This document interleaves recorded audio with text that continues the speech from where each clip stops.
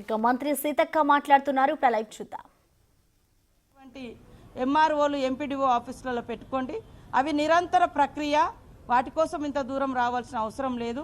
కాబట్టి అక్కడ లోకల్ అధికారులకు ఇస్తే ఆ సమస్యలు కూడా పరిష్కారం అయిపోతాయని నేను సందర్భంగా తెలియజేస్తూ ఈ యొక్క ప్రజావాణి కానీ మంత్రులతో ముఖాముఖి కానీ మరి నిరంతర ప్రక్రియగా మా ప్రభుత్వం మా పార్టీ నిర్వహిస్తున్నది. మంచి స్పందన వచ్చింది. సమస్యలు కూడా చాలా వరకు పరిష్కారం అనేది దొరుకుతుంది. కాబట్టి కొంత వచ్చే వాళ్ళ సంఖ్య కూడా తగ్గుతూ వస్తుంది. ఎంత తగ్గుతూ ఉంటే అంత సంతోషంగా భావిస్తాం. ఈరోజు వచ్చే వాటిలలో ఇప్పుడు జరిగేది ముఖ్యంగా ఇండ్లు రేషన్ కార్డుల స్కీమ్స్ జరుగుతున్నాయని తెలిసి పబ్లిక్ ఎక్కువ వాటి కోసమే రావడం జరుగుతుంది. కాబట్టి అదేవిధంగా క్షేత్రస్థాయిలో కూడా అధికారులు ప్రజలకు అందుబాటులో ఉండి నిరంతరం ఇంకా బెటర్గా పర్యవేక్షణ చేసి ఇమీడియట్లీ రిలీఫ్ ఇచ్చే విధంగా అంటే వెంటనే పరిష్కరించే విధంగా కూడా చొరవ తీసుకోవాల్సిన అవసరం ఉంది. వాళ్ళకి ఇంత దూర ప్రయాస కూడా అవసరం ఉండదు. కాబట్టి ఎంత తగ్గితే అంత బెటర్గా మేము భావిస్తామని ఈ సందర్భంగా తెలియజేస్తూ అందరికీ నమస్కారం. ఎజెండా ఏం లేదు.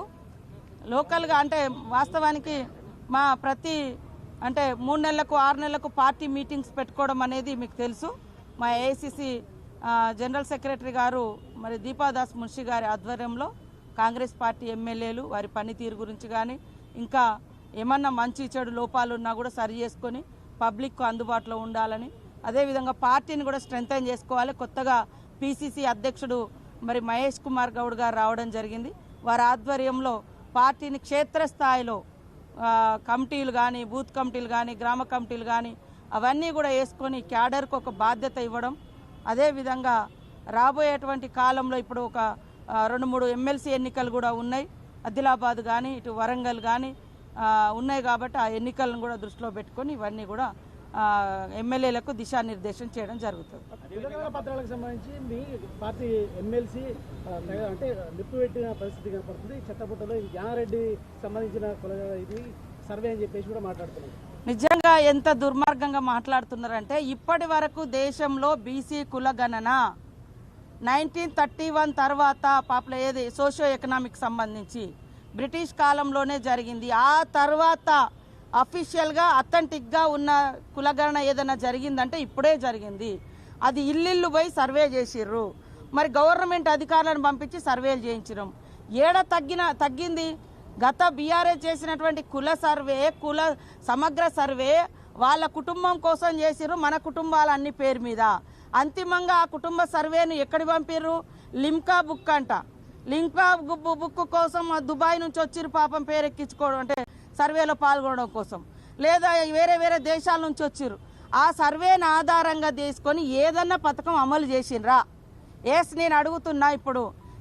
మేము socio economic education employment political అదేవిధంగా క్యాస్ట్ సర్వేను మేము మా రాహుల్ గాంధీ గారి యొక్క డ్రీమ్ టార్గెట్ లక్ష్యము ఆశయం ఆకాంక్ష ఒక పేషెంట్ను ఎక్స్రే తీస్తే ఆయన బాడీలో ఉన్నదంతా ఎట్లా బయటకు వస్తుందో ఈ సమాజంలో కులాంతరాలు అదేవిధంగా పేదరికము కులాలు వాటి అన్నీ కూడా బయటకు వస్తాయి. ఎక్స్రే లాగా కుల గణన జరగాలని చెప్తే మేము మరి రోజుకు ఒక 10 కుటుంబాలు ఒక అధికారి 10 కుటుంబాలే ఆ రోజు 10 లక్షల మందిని ఉపయోగించారు.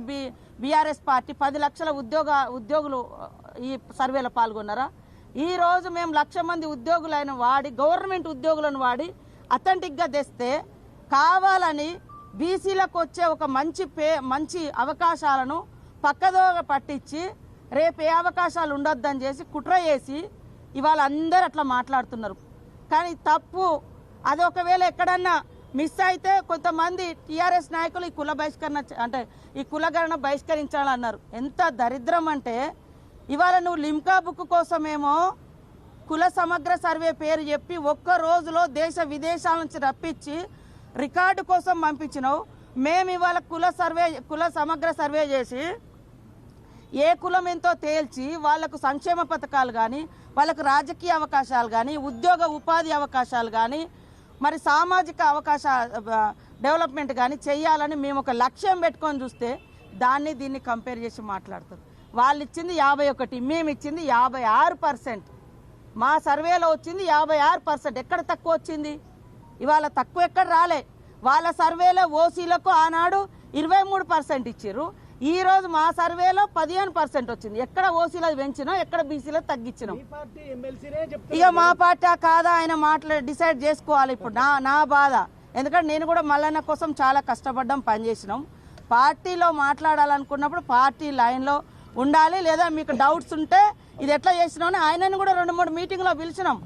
నేనే కదా పంచాయతీరాజ్ శాఖ మినిస్టర్గా ఉన్నప్పుడు కూడా ఉండిగా ఆయనను కూడా 2-3 మీటింగ్లకు వచ్చిండు. కాబట్టి ఇవాళ సమగ్ర ఈ యొక్క కులగణన జరుగుతుంటే ఈ యొక్క సమగ్ర సర్వేలో అధికారులకు సహకరించాల్సినటువంటి ప్రజాప్రతినిధులుగా ఉండి బీఆర్ఎస్ పార్టీ ఎంత దుర్మార్గం అంటే వాళ్ళు ఈ సర్వేలో పాల్గొనలే. మేము ఒక టార్గెట్ పెట్టుకున్నాం, సామాజిక ఆర్థిక ఉద్యోగ ఉపాధి అవకాశాల కోసం ఈ కుల సమగ్ర సర్వేను మేము నిర్వహించినాం. ఇవాళ వాళ్ళకి ఎక్కడ బీసీలకు పెరుగుతున్నాయో, ఎవరి వాటా ఎంత పెరుగుతుందో అని వీళ్ళు పాల్గొనలేదు. పాల్గొనలకు మాట్లాడే అర్హత ఉందా? బీసీ సోదరులు కూడా ఆలోచించాలి, నిలదీయాలి. ఎందుకు వాళ్ళు పాల్గొనలేదు? వాళ్ళు అంటే దీన్ని తగ్గించాలనే కదా, ఈ యొక్క కుల సమగ్ర సర్వేను ఉనికిలోకి రానియకుండా చేయాలనే కదా. అలాంటి వాళ్ళు వచ్చి వాళ్ళు మాట్లాడుతున్నారు బీసీల కోసం. బీసీ సోదరులు అంతకుముందే మాట్లాడారు. తోడేళ్ళు వచ్చి గొర్రెలను కాపాడతామంటే ఎవరైనా గొర్రెలు నమ్ముతాయా? నేను గొర్రెనే కావచ్చు, కానీ నాకంటూ ఒకటి ఉన్నది. కానీ తోడేళ్ళ మీద డిపెండ్ అయి బతికే అంత దారుణమైన పరిస్థితి ఈ రాష్ట్రంలో ఏ వర్గాలకు లేదు. మా జాజుల సీనన్న కూడా అంటాడు, మేము తోడేళ్ళని నమ్ముతామా అమ్మ, మేము గొర్రెలమే కావచ్చు కానీ తోడేళ్ళని నమ్మని. ఇవాళ బీఆర్ఎస్ లీడర్లు ఇవాళ నీతులు మాట్లాడుతున్నారు. మీ ఇంట్లో ఒక పీసీసీ ఒక అంటే ప్రెసిడెంట్గా ఉన్నారు, సీఎంగా ఉన్నారు, కనీసం వర్కింగ్ ప్రెసిడెంట్ కూడా గతి లేదు. బీసీలకు ఎందుకు ఇవ్వలేదు మీరు వర్కింగ్ ప్రెసిడెంట్? 20 ఏళ్లలో శాంతి వాళ్ళని నెట్టి పడేసిర్రు, మీ కుటుంబాన్ని మాత్రం మంచిగా నడుపుకున్నారు. మీకు మాట్లాడే అర్హత ఉందా? వాళ్ళు వెనుక ఎట్లా పోయి నిలబడుతుర్రో మా బీసీ సోదరులు కూడా ఆలోచించాలి. 10 ఏళ్లలో మరి బీసీలకు బడ్జెట్ ఏమి ఇచ్చిర్రు? ఇవాళ నీతులు మాట్లాడుతున్నారు కదా, బడ్జెట్ కేటాయింపులు కూడా లేవు. వాళ్ళు వెనుక ఉండే 5-10 మందో ఇవాళ నేను అంటా ఉన్నా. తలసాని శ్రీనివాస్ యాదవ్ గారు మాట్లాడండి, ఓకే సంతోషం. అయ్యా మరి మీరెందుకు కుల సమగ్ర సర్వేలో పాల్గొనలేదు? ఏం తప్పు ఉంది మాది? ఏం తప్పు రాసినాం?